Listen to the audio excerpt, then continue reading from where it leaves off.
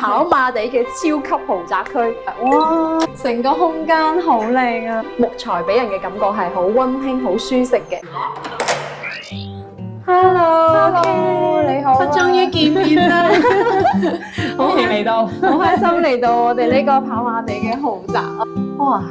成間屋係用咗好多木材嘅元素喎。係啊，我哋其實呢一間屋嘅設計咧，係好似美國嘅 rustic 啲嘅 design。今次呢一個設計咧，其實我哋就會比較大膽少少嘅玩啲撞色嘅。咁但係我哋主要玩撞色嘅時候咧，我哋都會用翻啲比較有個主色喺度，白色同埋天然木色咁樣嘅。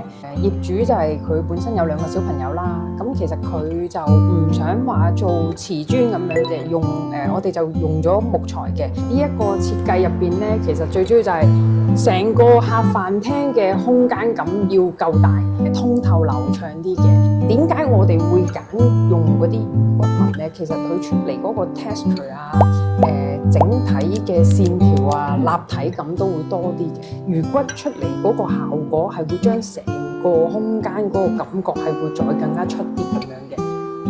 我睇到有一個好靚嘅顏色係做咗呢個綠色嘅。係今次我哋呢間屋嘅業主啦，咁其實佢係好有 design sense 嘅，同我哋一齊做設計嘅時候就可以有啲火花咁樣，係令到成件事可以更加有多啲嘅創作空間咁樣嘅。我呢個牆面其實係好特別嘅，佢係一個一體化嘅隱藏門。係，佢就係隱藏咗主人房喺入邊啦。因為呢隻門始終有少少尷尬喺嗰個飯廳位置度，咁我哋就所以用咗啲隱藏門嘅形式。咁但係咁我就唔想話完全係隱藏晒，完全唔知呢隻門啦。咁我都會加翻個把手俾佢，同埋加翻個鎖匙。哦，好有咁佢都可以鎖門嘅，係啦。咁我哋而家可以入去睇一睇主人房。OK，咁我哋跟住鏡頭一齊入到主人房。哇！入到呢間房，我哋見到成個空間佢係好開闊嘅視野，特別呢個窗我係最中意嘅。係啊，呢一個窗咧，其實我哋就咁啱就係出邊有一棵好靚嘅樹啦，然後咁我哋就將嗰個窗嗰個框做一啲格仔咁樣嘅，咁令到好似望出去嘅時候咧，就好似一幅畫咁樣嘅。喺西斜啊嘅日光咧打入嚟嘅時候咧，佢呢一幅畫就會好立體咁樣咯，睇落去，同埋都係用白色為主，之後都係配翻啲木咁樣嘅。咁我哋就係盡量將嗰間房嗰個空間感加大佢，就所以用咗多啲白色，而木色亦都係一個配搭，兩個唔可以分離嘅。呢間室好夢幻啊！呢個係個咩空間嚟㗎？呢一個係小朋友嘅遊戲室嚟嘅。業主咧就好中意小朋友嘅，咁佢好錫啲小朋友嘅，咁所以咧佢哋做咗一間房俾佢專係愛嚟玩嘅，即係佢寧願犧牲自己嘅衣帽間。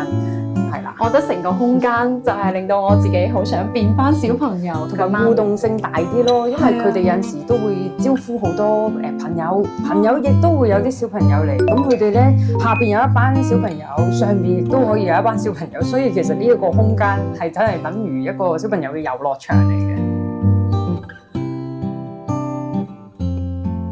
嗱，呢度就係其中有一間嘅小朋友房啦。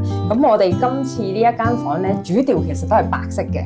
咁其實我哋會用翻啲木啊、木地板啊，同埋木嘅元素咁樣去襯托翻呢一個 design 嘅。Hello，你好啊 ！Hello，呢間房就係啱啱頭先嗰個小朋友噶啦，即係佢係一個好完整嘅一個親子互動區啦，可以睇到有圖書、有玩具，仲有就係一個學習台。係啦，咁其實成個設計嘅話，我覺得係真係根據咗業主佢整體嘅需求啦，然之後再去深入佢每一個嘅空間嘅動線，係啊，仲有佢嘅顏色嘅搭配啊，都做得好靚。咁今日其實好開心啦，我哋一齊參觀咗呢個跑馬地嘅超級豪宅，2000尺嘅豪宅。咁我哋想問問阿 Kat，你對於成個空間設計入邊，你最滿意嘅其實係邊個空間啊，或者邊個材料咧？如果講話空間最滿意嘅話，我會揀客飯廳。客飯廳其實成個空間感咧係成間屋係比較突出啲嘅。見到我係揀咗魚骨紋嘅地板，我會比較中意魚骨紋呢一個物料咯。咁佢將佢嗰個紋路咧，其實係帶咗落我個設計度啊，即係可以幫我嗰個設計度帶到更加突出咗咁樣。係啊，佢令到成個空間嘅話，佢嘅格調其實係會更加提升咗，而且佢嘅嗰個自然嘅質感啊，嗰種溫潤嘅感覺，令到成個家係真係滿足咗業主對於家嘅溫馨嘅一個需求咯。係啱。咁非常之感謝阿 Cat 接受我哋嘅專訪。咁下一期我哋將會去邊個地方睇超級豪宅呢？敬請關注。